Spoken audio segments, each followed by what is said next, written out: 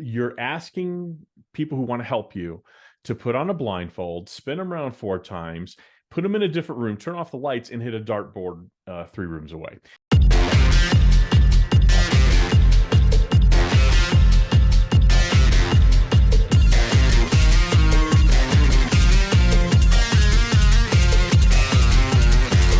Hey there, and welcome to a brand new episode of the Branded Merch Podcast. It's the definitive podcast for marketing professionals who want to leverage branded merch to grow their business and their organization.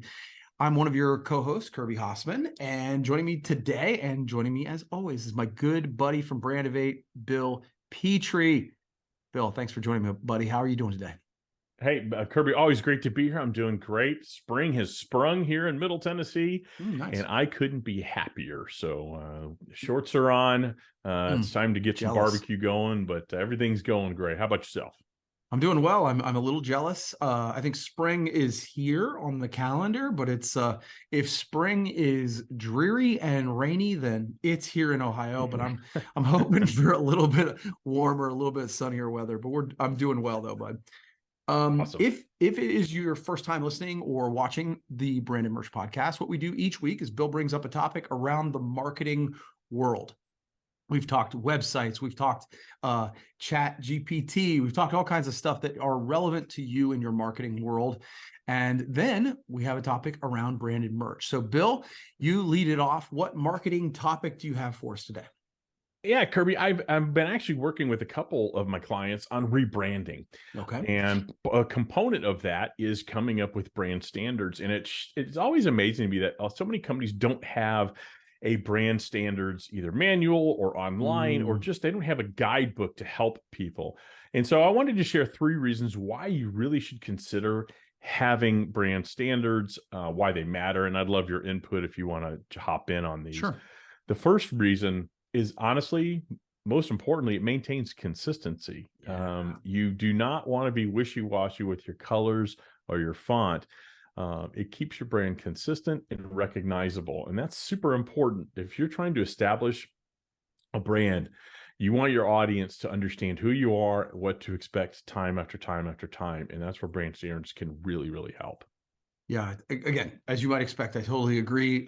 I think that this really gets compelling the moment you have more than one person doing posting, more than one person doing marketing. If you have a bigger organization where it's like all of a sudden you start to hand that off, people can unfortunately get creative in not particularly good ways. So yeah, setting that standard and saying, no, this is our color, this is our logo, don't do anything outside of our logo. That's a reasonable ask for a brand. It is, and I'm going to expand on something you just said. So hold on to your glasses, Kirby.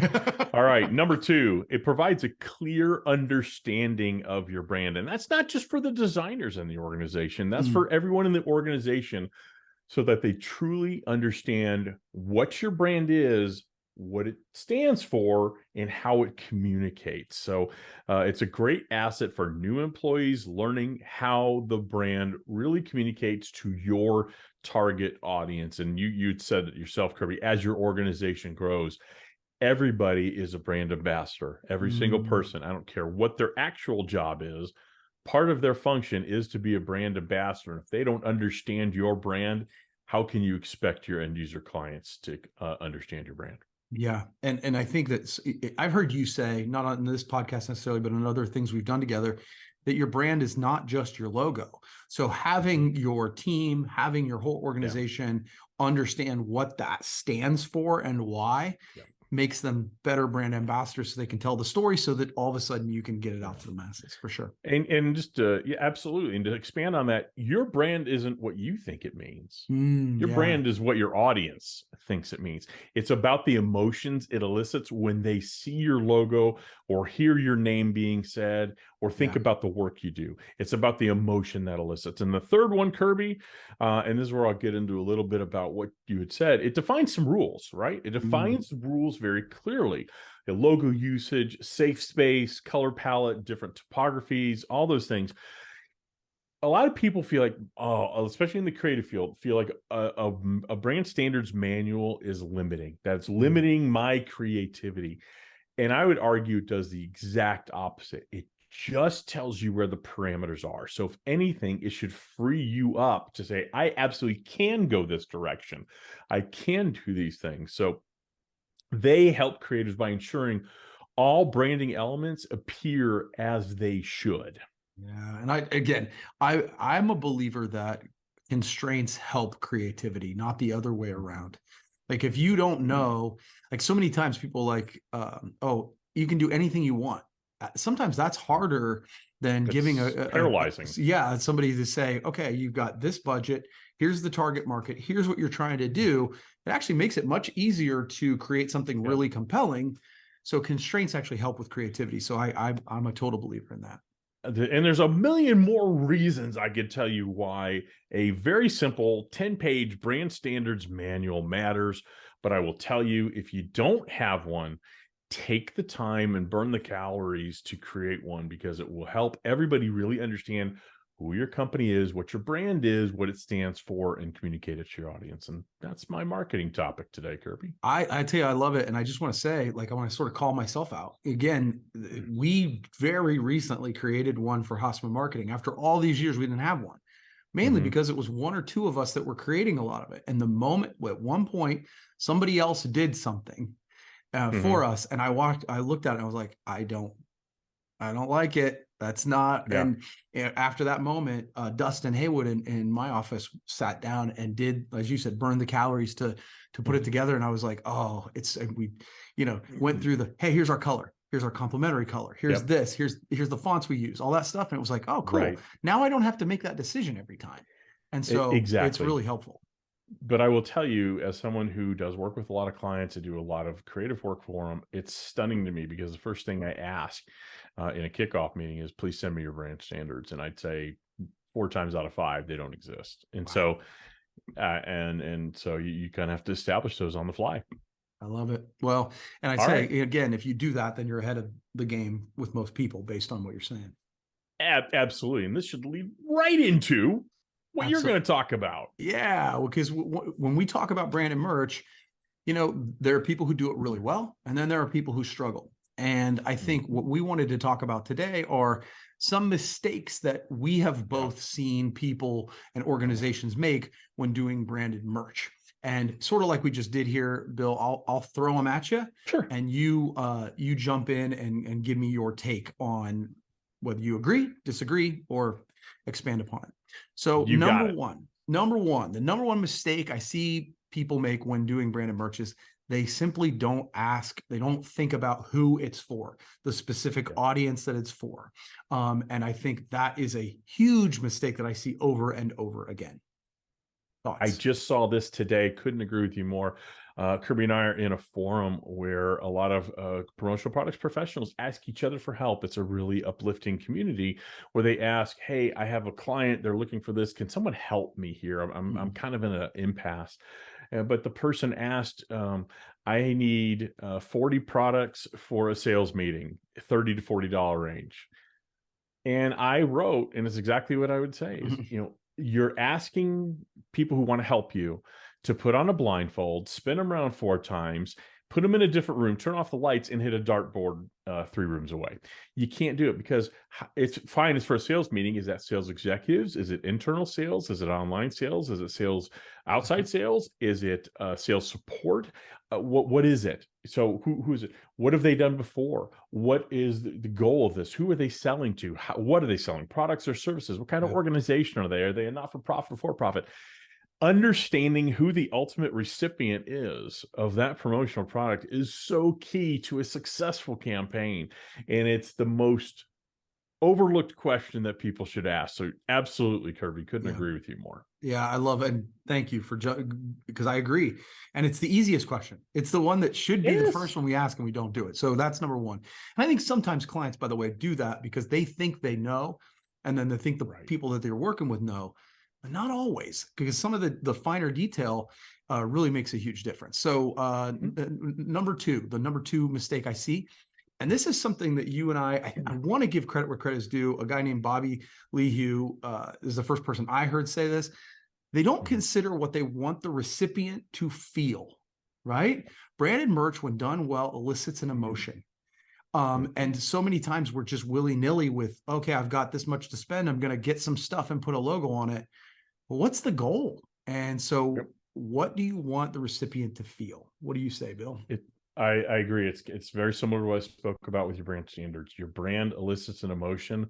That decorated nugget of awesomeness that you're handing out is an extension of your brand. So it too will elicit an emotion, whether it's a tumbler or a t-shirt or a padfolio or a backpack or a speaker. It's going to elicit an emotion because they're going to see your brand on it. It's going to bring that. And if the brand is not aligned with the product and the purpose that the product is supposed to serve, it's not going to work well. Yeah. Yeah. Another one is they only consider the budget, right? And it goes a little bit toward what we just said. The budget is, of course, important. You have to figure out what you have the ability to spend, and you shouldn't overspend it. But I think what the mistake, though, is they only think about that and not how the product represents the brand. You can do an inexpensive item that isn't crappy, right? Correct. So how does it represent you? Absolutely. I think, I don't know what I can really add to that because I totally agree. Branded merchandise doesn't have to be expensive. It can be exceptionally cost effective, especially when you factor in the cost per impression. Right. So understanding what the budget is on the front end is critically important to the creativity that you would give your clients. Yes.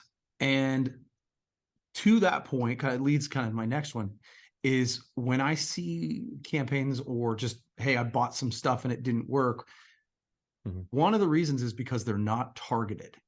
Branded merchandise is that's the superpower, is it can reach directly into it. Where I see people make mistakes is they get a bunch of stuff and they throw it at a wall and they try to treat branded merch like mass media. And that's when it doesn't work, because you're not using it the way it's like, using a radio spot for people who don't listen to the radio, right? So they are not targeted, and that's a big mistake I see. 100%. And I would even kind of just round that out, because it's exactly what you're saying. You're not thinking about the distribution of it. Love it. How is this being given out? Is it being mailed? If so, how are you following up on it? How are you engaging? What data are you collecting? Are you handing it out in person? Maybe at Grand Central Terminal at the trains. When I used to live in New York, that happened all the time. People would hand stuff out. So what is the distribution? What do you want to collect from it? And you establish that up very close up front, and how it's going to be given to the recipients, hugely important to the overall success of a campaign. 100%. Love it. One more, and then if you have any more, feel free to add. But one of the things I see now, and this is a new trend that I actually am excited about, but one of the mistakes I see is they only just slap a logo on it. It doesn't matter sort of what the tribe is or who it is for. You can often create a theme around it that actually matters to the audience into something that they want to use, they want to drink out of, they want to wear, rather than just putting your company logo. And so thinking about it differently, which goes back to who's it for, is a mistake that I see people make when they don't do that. Yeah, when you don't consider what that experience is. What if you're doing, let's say you're distributing the merchandise via regular mail, which I'm a big fan of, by the way. I think, that is not a lost art, but it's a fading art for sure. I know I don't open bills first. If I get a box, that's what gets opened first. So what does that box look like? What is that moment when they open the box look like? How is that experience handled? And again, when you do that and you think about the entire touch point, the entire experience, that's why promotional products, that's why branded merch matters so much in the world of advertising, because you can really create a moment, whereas a magazine ad just can't do it. Yeah, that's good stuff. Any others that you want to add, or is that good? I think that's good. I mean, I could think of several more, but I don't know what they would be. I mean, the one that I will add one. I will add just one, is not taking into consideration what has been done before. A lot of times, if you have a same audience, for example, trade shows is a great example. A lot of people give out things at a trade show. Taking a few minutes, what you've given out before, what's worked and what hasn't worked, and understanding that will help you shape, okay, what do we want to do here? So I always like to think of that, what's worked in the past and what hasn't worked. I don't think that's considered enough. I love it. Dude, thank you so much for taking the time. I always appreciate it. I know Bill's a My busy pleasure. guy, and so he takes a little time out to help us kind of elevate and educate. And Always. appreciate you, brother. Oh, my pleasure. It's always great. And I hope this provides some value to everybody out there. I love it. Cool. Well, hey, that's going to wrap it up. Thank you for listening to this latest episode of the Branded Merch Podcast. Of course, it's brought to you by Hasseman Marketing. You can find it on the Delivering Marketing Joy podcast network. And if you want to know how to do merch right, head to hassemanmarketing.com. We actually have a book, Delivering Marketing Joy, which is free. You can download it right there. So please do that. And yeah, thanks so much, man. Appreciate you doing it. We'll see you next time. See you next time.